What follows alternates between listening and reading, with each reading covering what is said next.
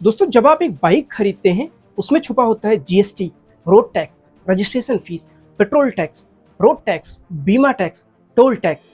पूरी एक टैक्स व्यवस्था उसके पीछे छुपी होती है जो आपके जेब से सीधा सीधा वसूली जाती है। इतना टैक्स देने के बाद भी क्या आपको बुनियादी सुविधाएं मिलती हैं जो आप टैक्स देने के बाद उम्मीद करते हैं और आपको मिलनी चाहिए? क्या आपने कभी सोचा है, जब आप 1 लाख रुपए की बाइक खरीदते हैं, असल में सिर्फ 1 लाख रुपए उसकी कीमत नहीं होती है, बल्कि उसके पीछे छुपे होते हैं लगभग 6 से 7 तरीके के टैक्सेस। आइए पूरी डिटेल से हम बात करेंगे। जब आप एक बाइक खरीदते हैं तो शोरूम से लेकर के सड़क तक के सफर में सरकार आपसे कितना धन उगाही करती है या टैक्स वसूलती है। सबसे पहला टैक्स आपको लगता है जीएसटी के रूप में।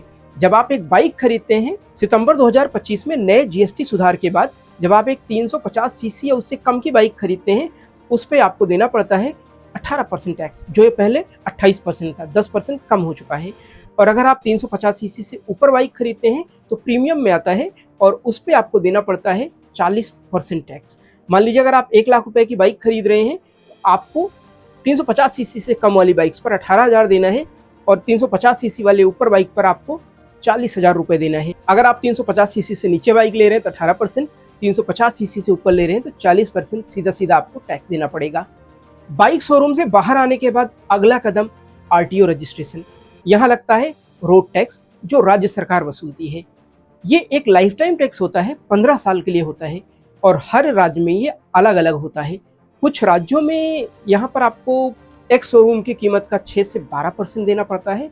वहीं अगर कुछ ऐसे राज्यों की बात की जाए जैसे कर्नाटक, वहाँ पर आपको एक्स शोरूम कीमत का 14% टैक्स देना है, जो कि सर्वाधिक माना जाता है, जो कि सर्वाधिक है। इसके अलावा registration fees, SHRP number plate charge, अगर लोन ले रहे हैं तो उसके लिए आपको हाइपोथिकेशन चार्ज भी पे करना होता है, जो कि सीधे आपकी जेब से ही जाता है।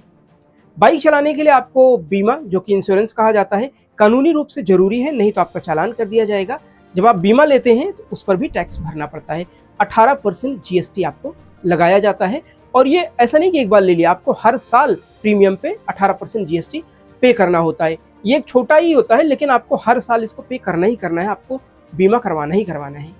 अब बात करते हैं सबसे छुपे हुए टैक्स की, petrol tax. Petrol tax GST के दायरे में नहीं आता है। इस पर लगता है केंद्रीय उत्पाद शुल्क, जिसको एक्साइज ड्यूटी कहा जाता है, और हर राज्य का अलग अलग वैट लगता है। लगभग 100 रुपये पेट्रोल की कीमत है तो इसमें आपको 50 रुपये टैक्स देना पड़ता है।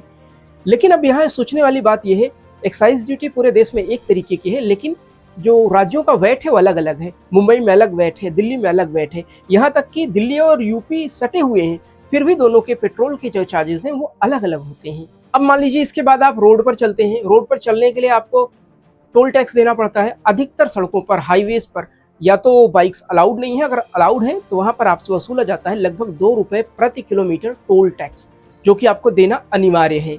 अगली बार जब आप बाइक खरीदें तो याद रखें उसमें छुपा है GST, road tax, registration tax, बीमा tax, toll tax, petrol tax आदि टैक्स मिलाकर, जो कि एक पूरी टैक्स व्यवस्था है, आपकी जेब से सीधा सीधा वसूली जाती है।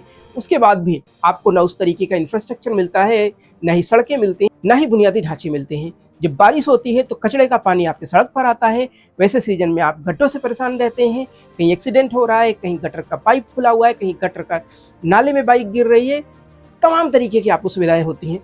अब अगर इन सब से आप बच भी गए तो सरकार ने E20 पेट्रोल लॉन्च कर दिया है, जिससे अगर आपकी बाइक 50 का माइलेज दे रही थी तो अब वो 40 का ही माइलेज देगी। सरकार तो E20 कह के दे रही है। फिलहाल हमारे वाहन अभी भी E20 कंपेटेबल नहीं है, लेकिन आपके गाड़ी में आते आते वो पेट्रोल E20 नहीं रह जाता है, वो पेट्रोल E50 बन जाता है। क्योंकि यहाँ पर सबसे बड़ा घोटाला चल रहा है पेट्रोल पंप वालों का, जो कि E20 पेट्रोल को E50 बनाने के लिए कुछ नहीं कर रहे हैं, पानी मिला दे रहे हैं और सीधा आपकी गाड़ी में डाल दे रहे हैं, जिससे आपकी माइलेज जो 50 की थी वो 40 को उनके अब वो 20 की भी नहीं दे रही है और सारी की सारी जनता परेशान है। अभी एक यूट्यूबर ने वीडियो डाला कि उसकी हाई क्रॉस इनोवा जो कि बंद हो गई और जांच में पाया गया कि उसमें शुद्ध फ्यूल नहीं भरा गया है, मतलब मिलावट का फ्यूल भरा गया है और गंदा फ्यूल भरा गया है। तो यहाँ पर सीधा सीधा सवाल ये उठ रहा है, भाई फ्यूल तो आपकी सरकार दे रही है, फ्यूल तो पेट्रोल पंप वाले दे रहे हैं, घर में तो बन नहीं रहा है। इतना टैक्स देने के बाद, 7 से 8 तरीके का टैक्स देने के बाद आपको पेट्रोल लेना है, उस पर आप 50% टैक्स दे रहे हैं, उसमें भी आपको शुद्ध नहीं मिल रहा है। तो ये है पूरा कैलकुलेशन, कितना आप टैक्स दे रहे हैं, आपको बदले में क्या मिल रहा है, क्या इंफ्रास्ट्रक्चर मिल रहा है। जवाब आप लोग जरूर दें कमेंट में। बहुत बहुत धन्यवाद दोस्तों।